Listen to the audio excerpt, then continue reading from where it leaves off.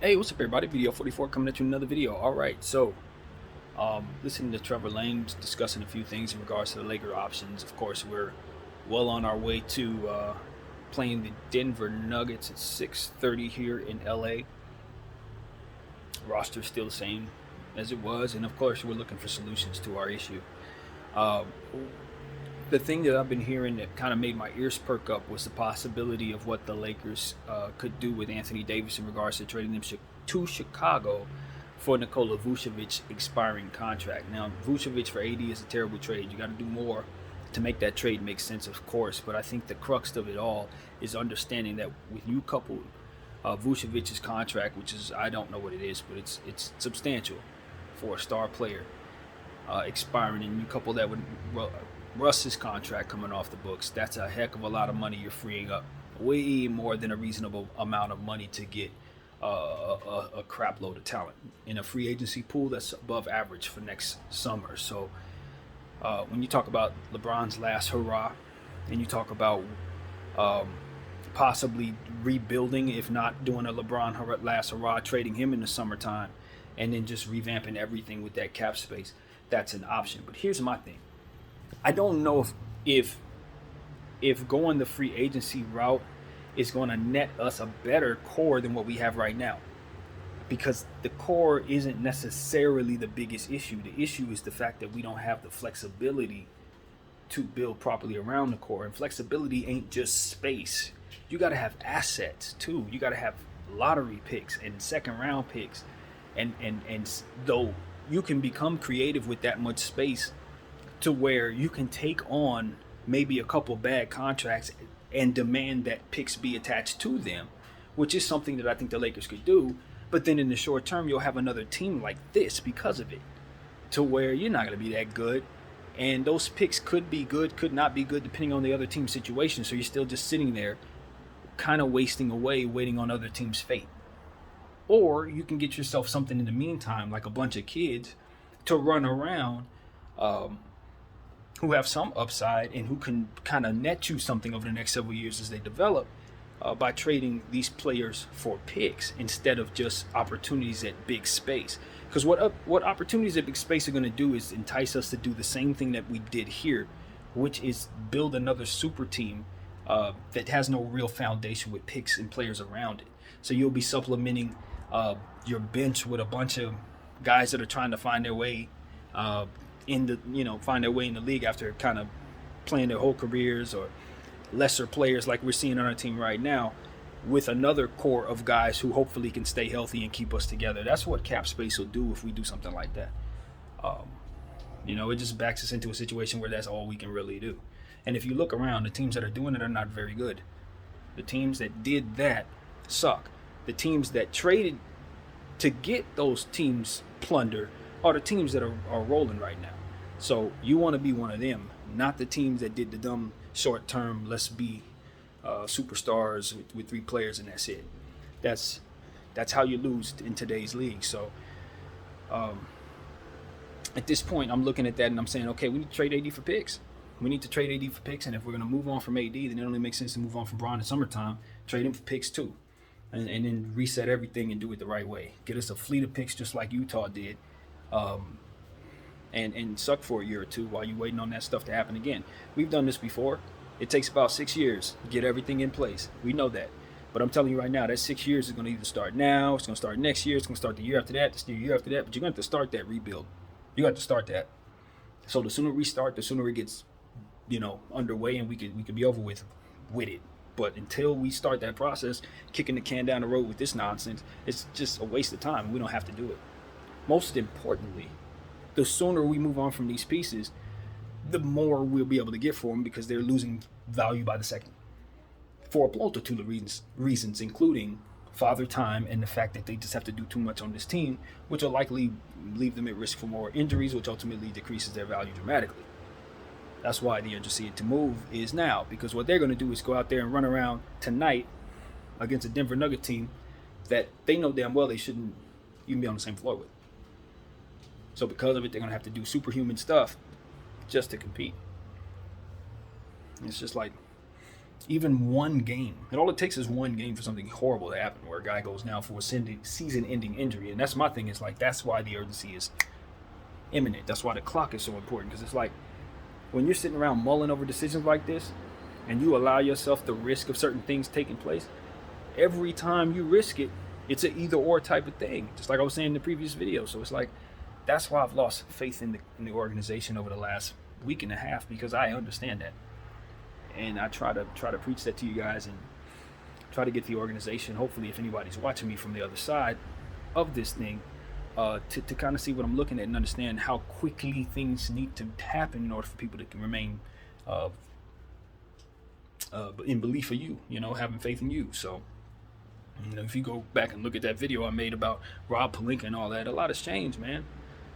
A lot has changed. And even then, I have to look back and say, there were a lot of people who didn't see what I saw at the time.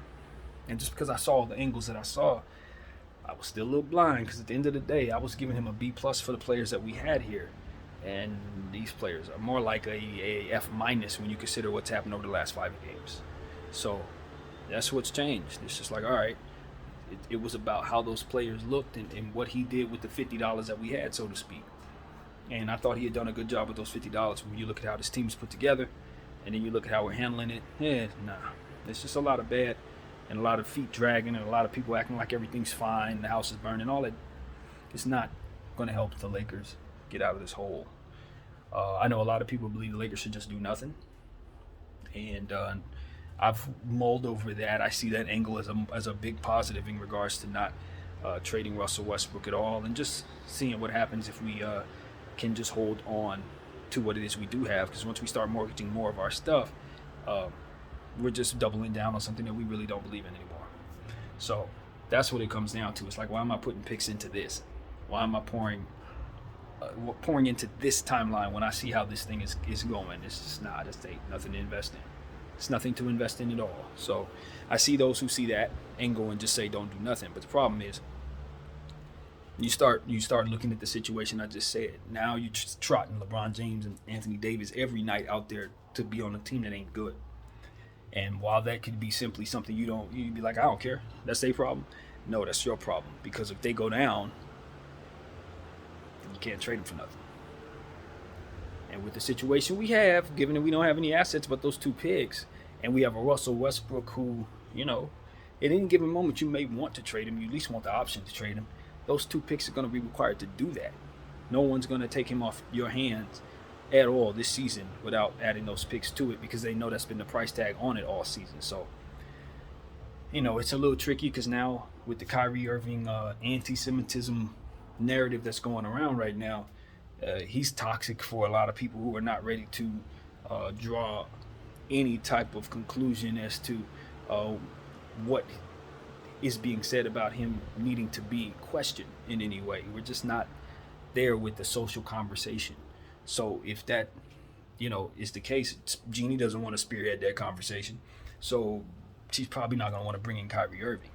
It's just the reality of it, and that's just it. So now we look at that and say, okay, that's probably a dead deal.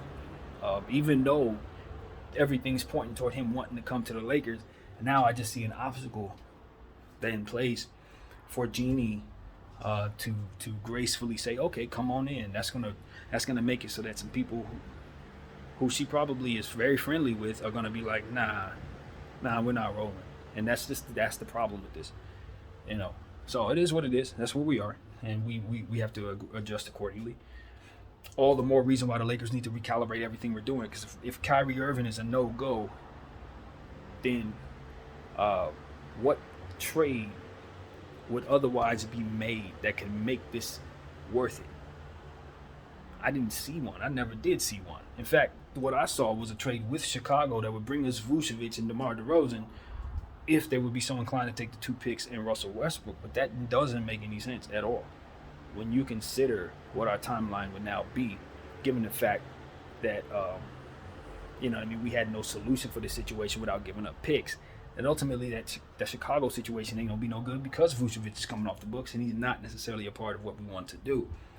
Given the fact that DeMar DeRozan is firmly nestled in Chicago, I don't know if he could be the solution, but It's worth a shot. If you can kick the can on something crazy like that, that would be amazing. But if you look at Chicago and say, well, why in the world would they do that?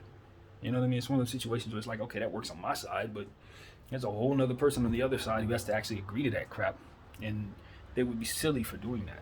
There are much better trades they can make than that garbage for themselves. So that's what I have to be real about. It's like some stuff is just not realistic at this point as to where it looked like we could possibly pull something like that off before the season when things were priced a certain way. Now you look at how desperate we are, how bad our team looks, how bad we need shooting, and this, that, and the third, and guys are just not going to pay prices for stuff that we have under those circumstances. Price tags that we want them to pay. They're not going to do it. So when your value's down as an organization, everything you have values down as an organization. That is the understanding that we must keep in mind. When you run out there some bull crap, your players ain't playing right, your system is garbage, your coach ain't, whatever the case, it's going to translate to what you're able to do to get better when it's time to make moves. Fan bases be mad, why can't I move? Because your players, no one wants them. Maybe a week ago they did. They were calling for some of these dudes. Now they see how they perform. They trash. And this is what we were saying. The price tags of players. Throughout the summer, I was telling you, we can, once a player start running around, we can start seeing what they're worth. Once they start running around, we can start seeing, how best to price them so that they can be traded. And I said, once the season starts, we would see, certain things start to appear and some of the price tags would fluctuate like crazy. Well, the Los Angeles Lakers players, since the summertime's value has probably, plummeted probably about 90%, most of them. So that's what we learned at the beginning of the season, that when you start the team with a team, when you start the season with a team that doesn't fit with the intention of making a trade, you do understand that fit, once you start running it out there and it doesn't work, you then turn into a desperate team that no one wants to pay for what you have. It's like, this is what happens when you have that. Didn't necessarily see that for some reason, even though it was clear to see. I see it now. That's plain and simple. This doesn't work. You got to be able to hide those weaknesses, which is what really disappoints me about the Laker organization and how they organized what they were doing. You didn't have intentions of hiding your weaknesses. You exploited them by shooting 45 threes in the first game and then proceeding to miss all of them and then coming back the next night and doing it again. That absolutely directly correlates to what we're looking at. All of it. Because if you come out and only shoot 20 threes and you come out there and play well, players are looked at differently, are priced differently. You can make the argument that you're not that desperate, so we can make the trade a little later. We don't have to make it right now. These are the things that you do when you are doing things correctly. You have that type of leverage. Now I think about Rob Pelinka's extension. One of the things that Trevor Lane said, and he was having a conversation in regards to maybe a comment that was put there for him to read off Twitter, and it went along the lines of, Rob Pelinka got his extension. Why did he get his extension? Well, why was it necessary that he get that before completing the job? In regards to the trades that need to be made to make us better, he should have got that extension after he completed what needs to be done here. And the answer that he threw out there, one of the scenarios is, you do that so that the GM has the time to make a good trade, and so that your organization can kind of keep him in a space where he doesn't feel as if he needs to make certain types of trades to keep his job. Things that may mortgage your future but may be a big splash, that looks good on his resume. And my thing is, we are extending someone so that they don't make a mistake because they've been making mistakes. So this is a measure of keeping that from further taking place. That cannot be the logic that a room full of people came up with in regards to the general manager. The night to the round table, nobody can tell me that there's like 7 people that all said, yep, that's the move. That doesn't make any sense, because what ends up happening is now you give him the extension and now you have a team that's no good and he can't do anything with them And now you don't look good for getting rid of him, for putting together this team that looks no good. Notice that just like the pressure for him to make a trade that would have otherwise made us better, if for not the extension. If all that's in place and you feel like the extension is what's going to keep him from doing that, then the bigger picture is you got the wrong guy. And there shouldn't be nothing, whether extension or not, keeping him from making a good deal. His job shouldn't be on the line to that degree, because he should have a cachet that would allow him to do things that make sense. He should have a rapport within the organization and communication with the organization in regards to doing things that add up. And so that things that work in his favor should too work in the organization's favor, because they should be walking in lockstep, should they not? It shouldn't be an either or, what's best for Rob or what's best for the organization. And so you're giving him an extension to make all of that stay in place. That tells me that your structure's messed up if you have to do all that. To keep people honest, you got to keep them around. That's backwards. That is completely backwards. If they can't be honest, they shouldn't be around. And so these are the type of things I'm just looking at, I'm like, no. There's some very, very, very simple fundamental things that are being ignored here about how you run your business and how you keep it going in a positive way, in terms of making money, positive, staying in the green. This puts you in the red. These are the type of things that put you in the red, giving people leverage they have no business having. That's not what they have. That's not what should force your hand. There are certain things that keep you honest. Leverage keeps you honest, because if a person don't have the leverage to do something, you're not doing it. It's out of order that you do. It's going to disrupt the other leverage aspects of your situation. You know, what it's not over here is over there, that kind of thing. So if you're trying to betray those things within the game that you're playing, you're going to give people outs in situations where they don't need them. You're giving people cheat codes so they can get around things that otherwise they don't need to be getting around. Because within your circumstances, what you're supposed to be doing, that's not being accounted for over there. So what does that do for their position? Gives them more than they should have. It gives them wiggle room. It gives them all kinds of stuff they can create from within that space that you create for them by doing things the wrong way. You can see how it correlates to championships. All of it trickles down, the players being able to make it through the league. It trickles down to whether or not you have the right talent. It trickles down to whether or not guys stay in the league for several years, because there are a lot of things that go into this. If you don't have the right players on the floor, it can lead to bad situations in health, on the scoreboard, which can trickle down to all different types of stuff that goes beyond, absolutely beyond what we're talking about. Interconnected in so many different ways and can be manipulated so many different ways because of it. So this is like, look, organizations have to get it right, from organization to organization to organization, from player to player to player, from possession to possession to possession, because this thing is intricate and everything's accounted for and every dribble's accounted for. So if you're going to make certain mistakes or forego certain leverage balance things in your organization, it's going to be very, very easy to defeat you. That's what I'm saying. In this environment, it's very easy to defeat you. So I'm just watching the Lakers make so many very, very easy to not make mistakes. Easy to not make. And not seem to know why they shouldn't make them. Why the wisdom in place to not do things this way is in place. You got competitors, man. People who are looking to take advantage of you and your weaknesses while you're sitting there making emotional decisions. People take your business, literally the whole thing. Anyway, so as I dive deeper and deeper into my skull in regards to this, I just try to zoom it back out and just say the Lakers need to protect themselves. As I said in the last video, the best order of business is to protect the players that are at risk to get injured. You know what I mean? Players that you know, if they get injured, it all goes to waste. Those are the guys you need to trade post haste. I cannot stress that enough. You need to get AD out of here. You need to get Russell out of here. And you can get them out of here now. And if you trot them out there and either one of them get hurt, it's going to be hell to play on this channel. I'm going to be screaming for everybody to go in ways that I've never said before. It's going to be very, very, very much an overreaction if Anthony Davis gets traded if he gets hurt before he gets traded. I'm telling you, Westbrook too.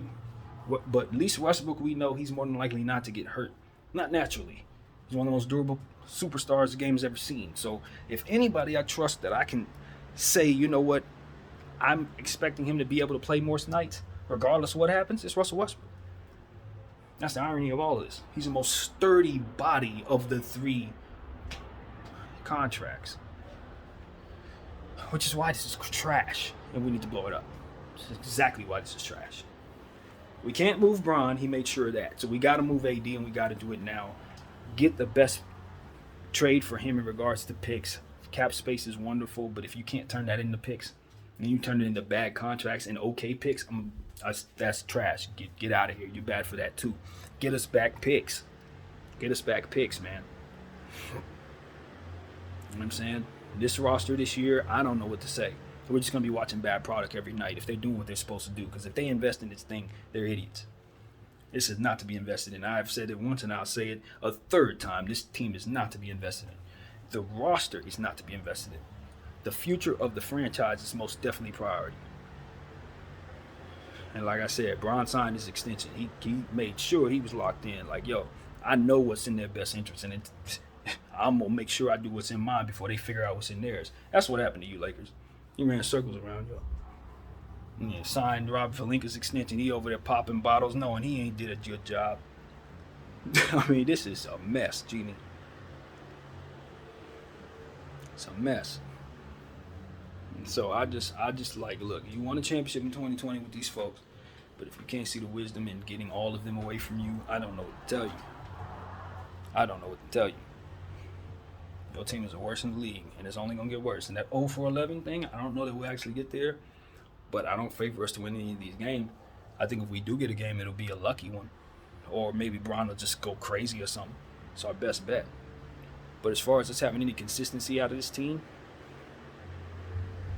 as I've said once before, the way that they have to play in order to win is too physical. It's too physical for the personnel. Like, this type of thing should never be assembled. The only way they're going to be able to win is bruiser basketball, and they don't have the bodies to do it. It's just, this is not basketball. This is a jambalaya of clutch scrubs, literally.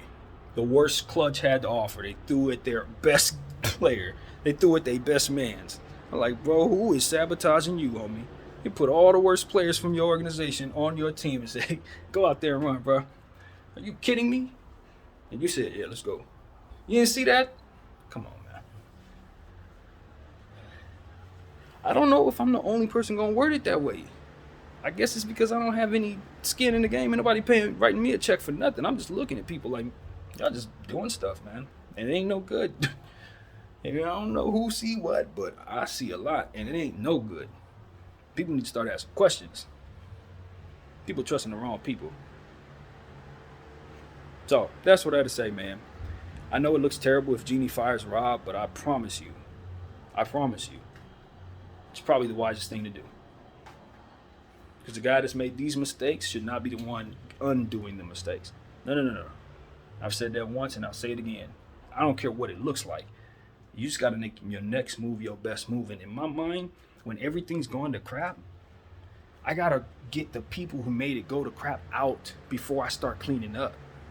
Because if I task them with cleaning up, they may burn the house down. You understand what I'm saying? They already tore everything up. They can't be the ones to clean it up. So I know the extension is there, this and that and the third. And I'm telling you, just because you made a mistake does not mean you double down with another mistake because it looks crazy if you don't do it a certain. No, you got to just undo the mistake. And that's it. Do what you got to do. It's the Kobe minute, you guys. You know how I get down. It's the Kobe minute. We're going to hit it right here. It's noon. I expect the Lakers to trade Anthony Davis with the best possible trade to get us equity, pick equity, and lottery talent from the past 2-3 years. If you can't get us stuff like that, you bring me a Vucevic, you bring me some stuff that is not of that ilk, and I promise you, you will live to regret it. Not because of my mouth, but because it won't be what you need and you're going to look worse for it.